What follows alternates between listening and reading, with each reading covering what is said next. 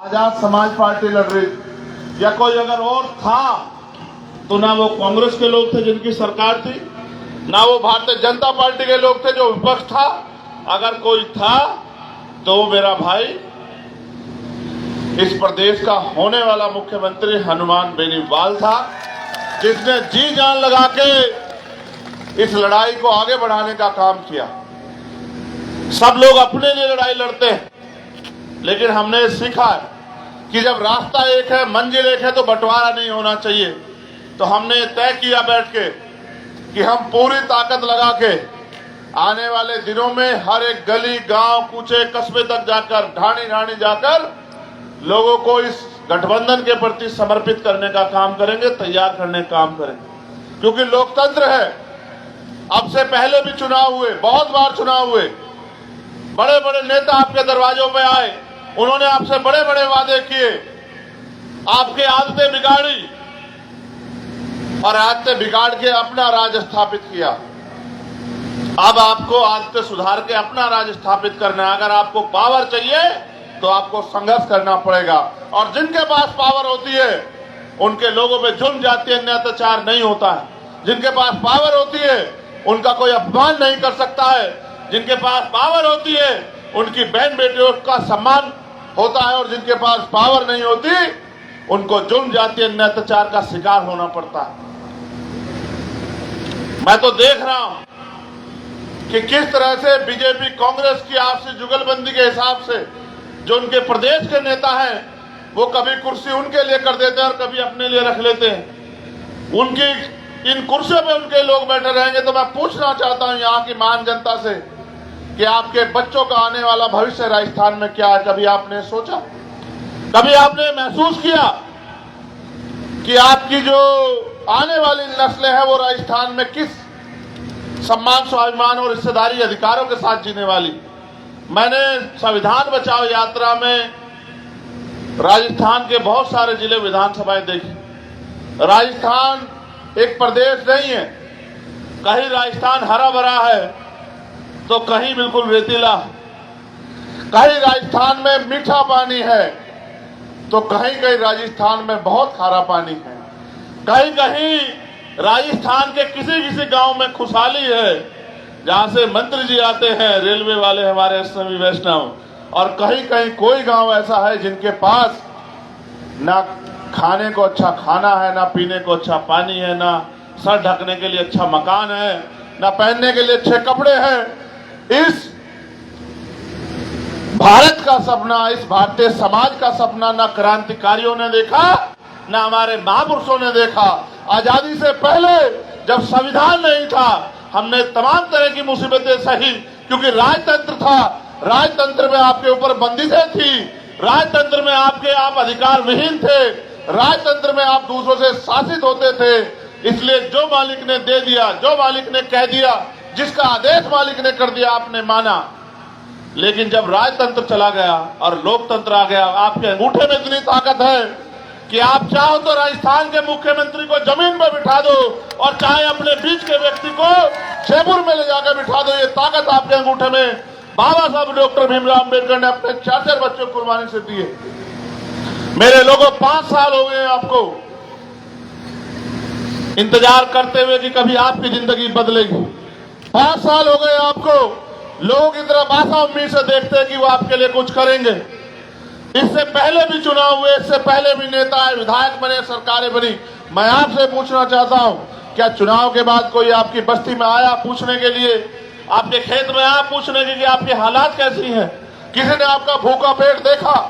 किसी ने आपके फटे हुए कपड़े देखे? किसी ने आपकी टूटी हुई छत देखी? क्या नेताओं का काम है चुनाव से 1 महीने पहले आपको रिश्तेदार भी बनाएंगे, आपके पैर भी छुएंगे, आपको चाचा ताऊ भी कहेंगे, और चुनाव के बाद महंगाई, बेरोजगारी बढ़ा के आपके बच्चों का भविष्य खराब करेंगे, पेपर लीक करवा के आपके बच्चों को सपने कुचलेंगे और आपको रूखी सूखी खाने के लिए मजबूर करेंगे। इस लोकतंत्र में जो लोकतंत्र आपसे ताकतवर हो रहा है, इसमें आपकी क्या हैसियत है, आपको सोचना पड़ेगा।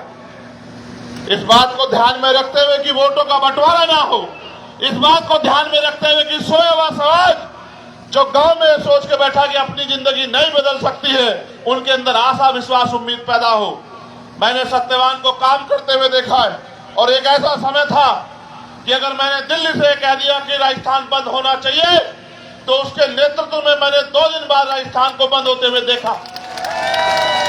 आप उसके कपड़ों से, उसके घर से उसकी हैसियत का अंदाजा ना लगाओ मेरे लोगों, आप उसकी हिम्मत से उसकी ताकत का अंदाजा लगाओ कि वो आपके बीच ऐसा आपका बेटा जन्मा है कि 24 घंटे 7 दिन और कोई मौसम हो, चाहे आंधी तूफान आ जाए, अगर आपकी तरफ कोई आंख उठेगी तो आपकी लड़ाई लड़ने के लिए सत्यवान आपके बीच खड़ा रहेगा।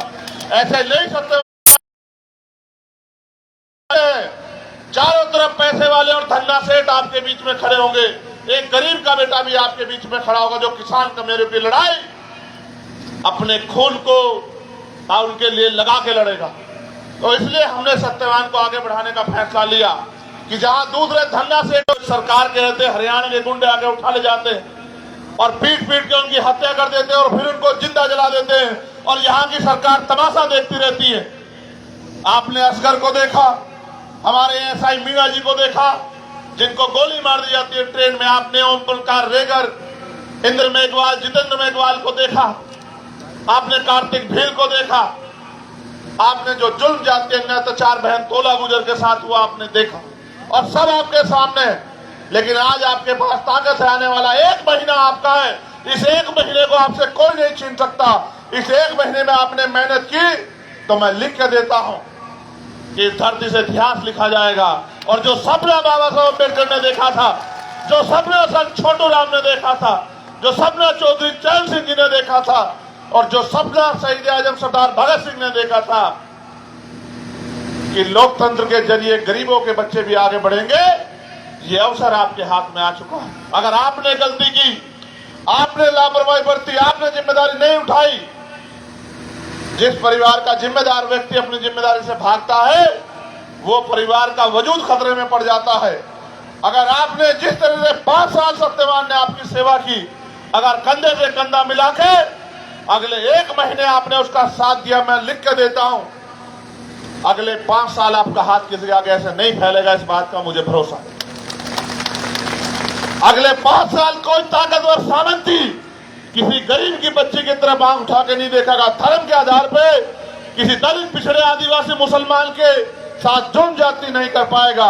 और जिस तरह से आपके सपने, नौजवानों के सपने कुचले गए, पेपर लीक होके, भ्रष्टाचार होके, वो सपने जो कुचले गए वो सपने आगे भविष्य में नहीं कुचले जाएंगे। लेकिन अगर आपने गलती की और आप पैसे वालों के चक्कर में आए, आपने कुछ दिनों के लिए फिर पैसे वालों को अपना दोस्त समझा, तो फिर यही होगा जो हमेशा से पैसे वाले आपके साथ करते आए कि जब उनको मतलब होता है वो आपके अपने होते हैं, आपके दोस्त रिश्तेदार होते हैं। और जब आपका मतलब निकल जाता है तो फिर वो आपको ढूंढे भी नहीं मिलेंगे। नेताजी घर में पड़े रहेंगे, आप गेट बजाना, वो कहेंगे नेताजी बाहर।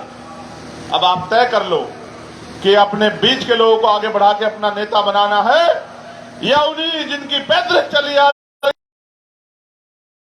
बढ़ा के आपको नेता बनाना है, ये आप तय करो। और कोई आपसे अधिकार नहीं छीन सकता, आपके अंगूठे में अधिकार है।